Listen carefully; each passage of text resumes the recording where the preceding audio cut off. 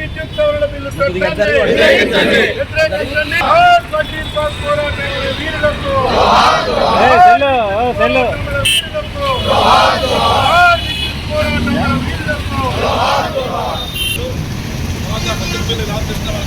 వాసి ఆయన గారు 8 రోజుల పాటు మృత్యుతో పోరాడి చనిపోయిన సంగతి అందరూ తెలుసు. ఆ రోజు అనేక పోరాటాలు మనం చేసుకుంటూ విద్యుత్ ఛార్జీలు పెంచకుండా మనం ప్రయత్నం చేశాము. ఇలా కార్యక్రమాన్ని మనం నిర్వహించుకుంటున్నాం. మన కార్యక్రమానికి హేమంతరావు గారు జోహార్ విద్యుత్ అమర వీరులకు, జోహార్ విద్యుత్ అమర వీరులకు, అమర వీరుల ఆశయాలను, అమర వీరుల ఆశయాలను. జోగిపల్లి వెంకటేశ్వరరావు గారు మాస్టర్ లైన్ జిల్లా కార్యదర్శి వారిని కూడా కోరుతున్నాను. జోహార్ అమర వీరులకు. జిల్లా కార్యదర్శి నుండా నాగేశ్వరరావు గారు వారిని కూడా సందేశం వాళ్ళ పిల్లలు కోరుతున్నారు. జోహార్ విద్యుత్ బోర్డు అమర వీరులకు. జిల్లా కార్యదర్శి కోట్ ప్రసాద్ గారు వారిని కూడా సందేశం వాళ్ళ పిల్లలు కోరుతున్నారు.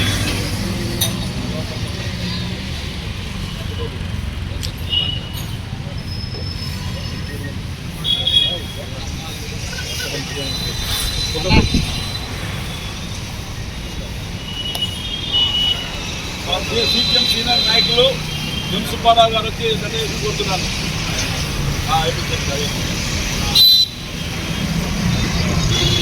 కోటి కళావతి గారు మహిళా సంఘం రాష్ట్ర నాయకులు వారు వచ్చి కోరుతున్నారు.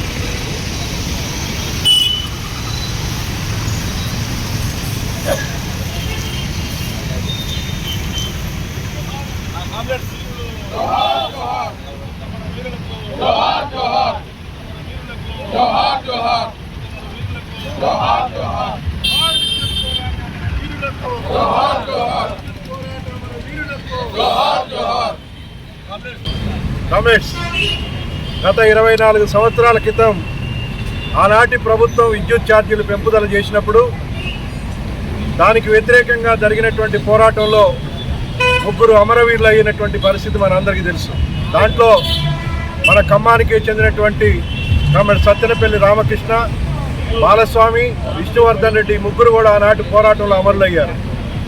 ఆనాటి నుంచి ఈనాటి వరకు కూడా ఆ పోరాటం వల్లే, వాళ్ళు చిందించినటువంటి రక్తం వల్ల, వాళ్ళు చేసినటువంటి త్యాగం వల్ల ఏ ప్రభుత్వం వచ్చినా కూడా, ఏ ప్రభుత్వం మారినా కూడా విద్యుత్ ఛార్జీలను పెంచాలంటే భయపడేటువంటి పరిస్థితికి ఆ ఉద్యమం స్ఫూర్తినిచ్చింది. చాలామంది బూర్జువా పార్టీలు కమ్యూనిస్టులు ఏం సాధించారు, కమ్యూనిస్టులు పోరాటాలు చేసి ఏం సాధించారని అంటూ ఉంటారు. కానీ వాళ్ళ కమ్యూనిస్టుల పోరాటం వల్లనే ఈ రాష్ట్రంలో కానీ అనేక రాష్ట్రాల్లో కూడా విద్యుత్ ఛార్జీలు పెంచడానికి అధికారంలో ఉన్నటువంటి ప్రభుత్వాలు వెనకాడుతున్నటువంటి పరిస్థితి అది కమ్యూనిస్టులు నిర్వహించినటువంటి పోరాటం వల్లనే సాధ్యమైందని చెప్పేసి ఈ సందర్భంగా మనం గుర్తు చేస్తూ ఉన్నాం. ఇవాళ ఆనాటి పోరాటం వల్ల ప్రభుత్వాలు వెనక్కి తగ్గిన దొడ్డిదారిన ఇతర మార్గాల్లో ఈ విద్యుత్ మొత్తాన్ని కూడా ప్రైవేటీకరణ చేసేదానికోసం ప్రయత్నాలు కొనసాగుతున్నాయి. ఇతరత్ర సర్ఛార్జీల పేరుతోటి లేకపోతే ఇతర పేరుతోటి దొడ్డిదారిన వినియోగదారుల మీద భారాలేస్తున్నటువంటి పరిస్థితి వాళ్ళకి కనపడతా ఉంది. దీంతో పాటు ప్రధానంగా దేశంలో అధికారంలో ఉన్నటువంటి నరేంద్ర మోడీ ప్రభుత్వం మొత్తం ఈ విద్యుత్ సంస్థలన్నింటినీ కూడా మొత్తాన్ని కార్పొరేట్లకి కట్టబెట్టేదానికోసం విద్యుత్ సవరణ బిల్లు చట్టాన్ని కూడా తీసుకొచ్చేటువంటి ప్రయత్నం చేస్తున్నాడు.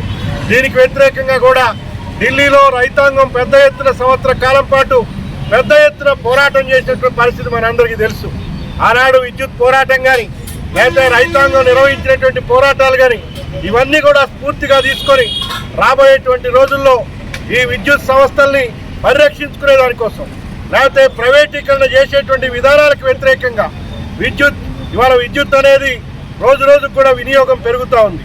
దానికి అనుగుణంగా విద్యుత్ సంస్థల్ని ప్రభుత్వమే వాటిని విద్యుత్ ఉత్పత్తి కేంద్రాలు ఏర్పాటు చేసి ఇవాళ వినియోగదారులకు అందించాల్సినటువంటి బాధ్యత ప్రభుత్వాల మీద ఉంది. అందుకని ఈ ప్రభుత్వ విధానాలకు వ్యతిరేకంగా విద్యుత్ని ప్రైవేటీకరణ చేసేటువంటి విధానాలకు వ్యతిరేకంగా భవిష్యత్తులో కూడా ఈ విద్యుత్ పోరాట స్ఫూర్తితోటి మనం మరింత ప్రజల్ని చైతన్యవంతం చేసి ఈ విధానాలను వెనక్కి కొట్టేదానికోసం మనం అందరం కూడా ఈ ఉద్యమాన్ని స్ఫూర్తిగా తీసుకుని పనిచేయాలని చెప్పి కోరుతూ కామ్రేడ్ సత్తెనపల్లి రామకృష్ణకి, అదేవిధంగా ఆనాటి పోరాటంలో అమరులైనటువంటి వాళ్ళందరికీ ఈ సందర్భంగా జోహార్లు అర్పిస్తూ సెలవు తీసుకుంటా ఉన్నాను. విద్యుత్ అమరవీరులైనటువంటి సత్తెనపల్లి రామకృష్ణ, బాలస్వామి, విశ్వవర్ధన్ రెడ్డికి సిపిఐఎంఎల్ మాస్లైన్ జిల్లా కమిటీ తరఫున విప్లవ జోహార్లు అర్పిస్తున్నాము.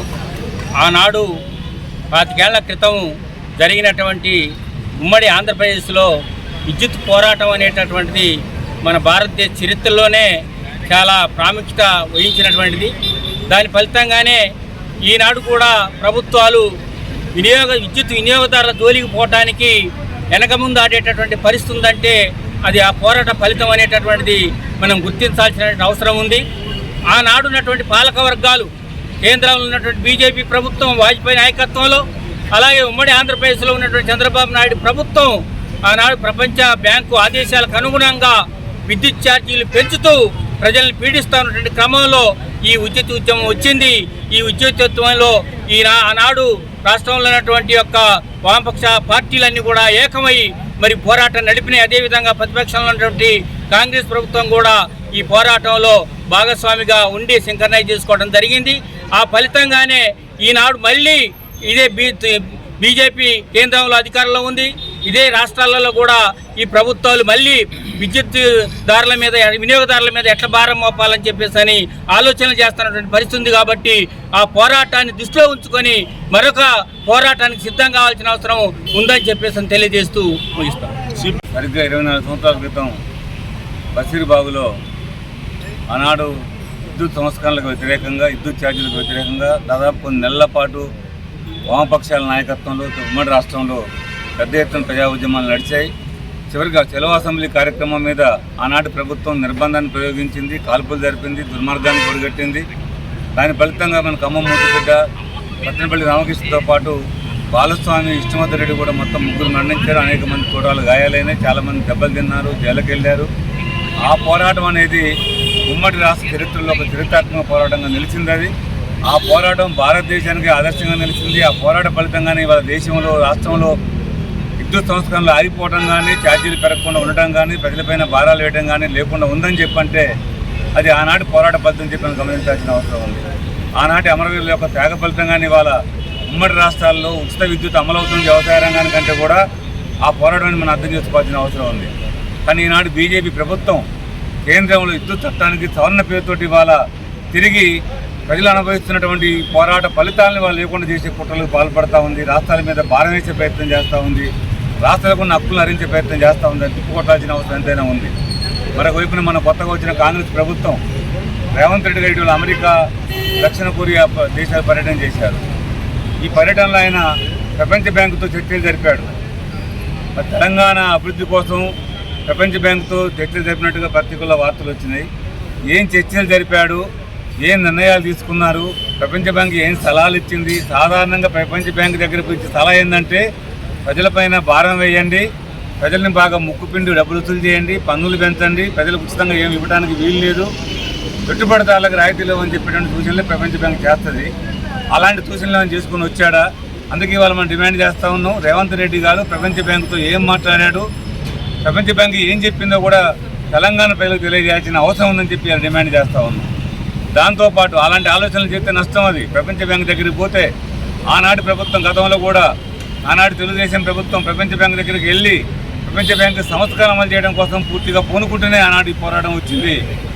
భారతదేశంలో అలాంటి ప్రపంచ బ్యాంకు విధానాలకు వ్యతిరేకంగా జరిగిన పోరాటం ఇది, వాటిని ఎన్నికట్టిన పోరాటం ఇది మనం గుర్తుపెట్టుకోవాలి. అందుకే ఆనాటి అమరవీరుల యొక్క స్ఫూర్తితోటి, బషీర్బాగ్ డే యొక్క స్ఫూర్తితోటి రాబోయే కాలంలో కేంద్రం అనుసరిస్తున్నటువంటి విద్యుత్ సవరణ చట్టాన్ని వ్యతిరేకించే విధంగా, దాన్ని రద్దు చేసుకునే విధంగా, అంటే ప్రజలపై భారం వేయకుండా ప్రజా పరిపాలన, సంక్షేమ పరిపాలన కొనసాగే విధంగా మనం ముందుకు పోవాలని చెప్పి తెలియజేసుకుంటూ మరొకసారి విద్యుత్ పోరాట అమరవీరులందరికీ తెలియజేసి సెలవు తీసుకుంటా ఉన్నాం.